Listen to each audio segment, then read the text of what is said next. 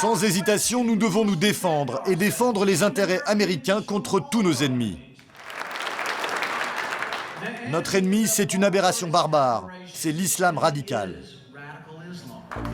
Campus de l'Université de l'Iowa, il y a 8 jours. Une vingtaine d'étudiants a redécoré la salle de bal.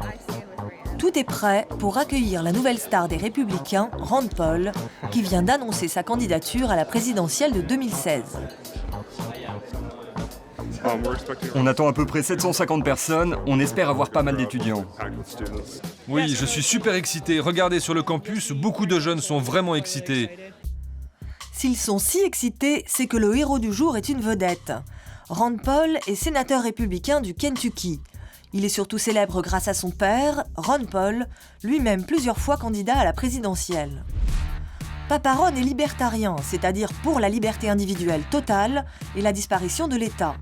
Il est pour le droit de porter des armes, pour un libéralisme économique forcené, contre les services publics, mais aussi pour la légalisation des drogues, l'immigration libre, le mariage gay et l'avortement. Il faut avoir le droit de faire des choses, même très discutables. Sinon, on va finir avec un gouvernement qui nous dit quoi boire, quoi manger et aller savoir quoi d'autre. Rand, le fils, a donc pris le relais. Mais en mars 2013, à Washington, il se fait un prénom en annonçant son intention de bloquer la séance du jour au Sénat. Je continuerai à parler jusqu'à l'épuisement. Je parlerai aussi longtemps que nécessaire, jusqu'à ce que l'on entende la cloche de la fin de la séance dans tout le pays. Seule la Constitution m'importe. Il décide de tenir le micro le plus longtemps possible pour dénoncer la politique d'Obama d'attaques ciblées par drone. Le règlement l'autorise à garder la parole tant qu'il ne quitte pas l'estrade. Presque 13 heures plus tard, vers 1h du matin, il lâche le micro. 13 heures sans s'arrêter, record battu. Il y a des limites physiques à cet exercice, je vais devoir aller m'occuper de ce problème. Ce jour-là, Rand charme les anti-Obama du pays. Il se fait même une place dans les late shows américains.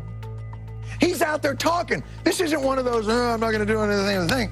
He's using the filibuster the way it's meant to be used. Retour dans l'Iowa. Avant l'arrivée du champion, une petite prière pour faire patienter la foule. Puis Rand Paul fait enfin son apparition. Le public, surtout des jeunes, surtout des blancs, qui retrouvent chez le fils les slogans hérités du père. Le gouvernement n'a pas le droit de lire vos dossiers, de lire vos mails et de surveiller les réseaux sociaux.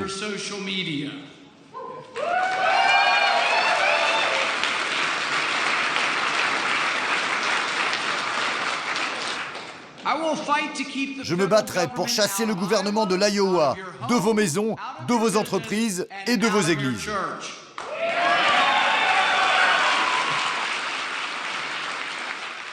Des applaudissements, des mains serrées, des selfies avec leurs candidats, les fans sont conquis. Mais au même étage, au bout du couloir, les démocrates de l'Iowa ont réservé une salle pour organiser une conférence de presse. Bonjour à tous, merci d'être là. À leurs yeux, Rand Paul est encore plus dangereux que son père. Il veut nous faire régresser sur des questions essentielles pour les jeunes, comme les droits des femmes, le mariage pour tous, le changement climatique ou la neutralité du net. Ses priorités sont les mêmes que celles des Tea Party, l'extrême droite du Parti républicain. Si Rand fait peur aux démocrates, c'est que le fils est beaucoup plus conservateur que le père. Dans les coulisses, après le show, certains journalistes sont invités à interviewer le candidat. Ah, je croyais que Jennifer avait été rayée de la liste. Ah non, moi je suis en haut de votre liste. Je peux avoir mon dictaphone ? J'effacerai tout après, t'inquiète. Mais nous ne pouvons pas rester bien longtemps, seuls les médias américains sont autorisés à lui parler. Partez, c'est réservé à Jennifer. Les journalistes découvrent les positions de Rand. S'il a gardé la haine de l'État paternel, il est beaucoup moins ouvert sur les questions sociétales. Quelle est sa position sur l'avortement ? Je ne sais pas vraiment. Je sais qu'il est contre l'avortement. Il navigue entre une position conservatrice typique d'un républicain contre l'avortement et des déclarations floues pour rassembler des électeurs qui sont attachés au droit à l'avortement et aux droits des femmes. Effectivement, sur son site de campagne, Rand tente de séduire la frange la plus à droite des républicains. L'avortement, il est contre. C'est le devoir des gouvernements de protéger la vie, depuis le moment de la conception jusqu'à notre dernier souffle. L'immigration, il est contre aussi. Des millions d'immigrants illégaux traversent notre frontière. Nous devons sécuriser nos frontières immédiatement. De quoi fâcher son père et tous les libertariens avec lui, adeptes de la liberté totale. Jason Wildman est un porte-parole du mouvement libertarien. Ses bureaux sont voisins de ceux de la chaîne des fumeurs de cannabis, thème cher à son idéologie politique. Il apprécie le père, beaucoup moins le fils. À ses yeux, un traître. Rand n'est pas du tout un libertarien. En ce moment, être libertarien est devenu très populaire. Et une certaine partie du Parti républicain essaie de surfer sur cette mode. Je dirais que Rand Paul n'est sans aucun doute qu'un républicain. Vous allez voter pour lui? Certainement pas.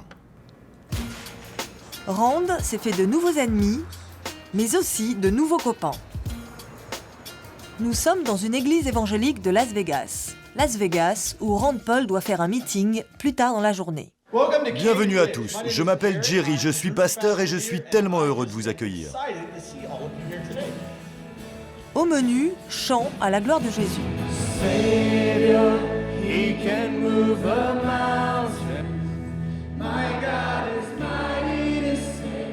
Dehors, les fidèles chantent la gloire de Rand Paul. Voici Bob Morin et sa famille, fervent chrétien et supporter du candidat. Je soutiens Ron Paul. Je le soutiens parce que... Rand Paul, pardon. Ron Paul, c'est le père. Parce que les conservateurs sont contre le mariage gay et tout le reste. Et ils sont aussi contre l'avortement parce que c'est écrit dans la Bible. C'est une bénédiction d'avoir l'occasion de soutenir un candidat comme lui. Parce que souvent, il n'y a que des progressistes, des socialistes. C'est tout ce qu'il y a. Et ils sont beaucoup trop laïques. Quelques heures plus tard, nous les accompagnons au meeting de Rand Paul. Bob, le père, a mis son plus beau chapeau drapeau américain. Dans la salle, on voit aussi des t-shirts des citoyens armés de l'Amérique. Le public, surtout des retraités, surtout des blancs, tous très à droite.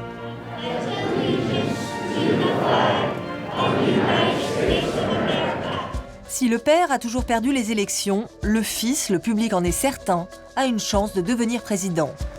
Mais clairement, ce n'est pas aux libertariens qu'il veut plaire aujourd'hui. Bonjour le Nevada! C'est plutôt à l'ultra-droite, conservatrice et belliqueuse. Sans hésitation, nous devons nous défendre et défendre les intérêts américains contre tous nos ennemis. Notre ennemi, c'est une aberration barbare. C'est l'islam radical.